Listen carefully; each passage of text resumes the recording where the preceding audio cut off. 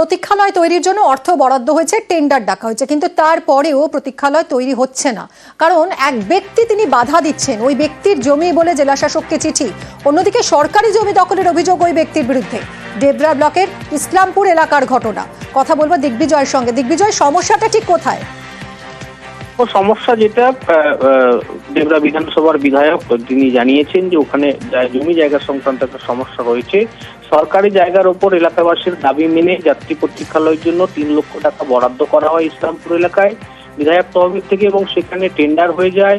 তারপরে যখন জায়গা পরিদর্শনে যায় সেই ক্ষেত্রে কিন্তু একটা সমস্যা তৈরি হয়। ওখানকার এক ব্যক্তি যিনি সরকারি জায়গাকে নিজের জায়গা বলে দাবি করেছেন, সেই ব্যক্তির বাধা দানের পরেই কিন্তু এই টাকা ফেরত নেওয়ার জন্য জেলা শাসককে চিঠি লিখেছেন ডেবরার বিধায়ক হুমায়ুন কবির। তিনি জানিয়েছেন যে ওই টাকা সামনের আরেকটি যেখানে মসজিদ রয়েছে সেখানে লাইটের কাজে লাগবে, কিন্তু এলাকাবাসীরা যেটা জানাচ্ছে যে ওই জায়গায় কিন্তু যাত্রিকা প্রতীক্ষালয়ের প্রয়োজন।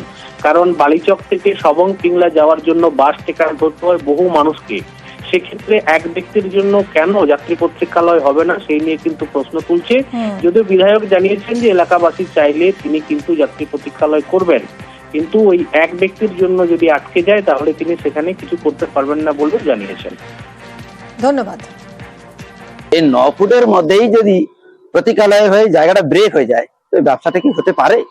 আমি অনুরোধ করেছিলাম, সেই মূল্যে সেটা বন্ধ হয়ে গেছে, করেনি। এই জায়গা নাকি মিলের জায়গা, তার জায়গা নেই, আমার দলিল জায়গা আছে, রেকর্ড নাই বলে কি জায়গা নেই আমার? এটা পুরোটাই মিথ্যা কথা বলা হচ্ছে। এবং এর আগেও আমি এখানে দোকান খুলতে এসেছিলাম, তখন আমাকে সেই দানটাকে দেখে খুঁজে দেওয়া হয়নি, খুলতে দেওয়া হয়নি। পরক্ষণে আবার সকলের সহযোগিতা আমি খুলেছি।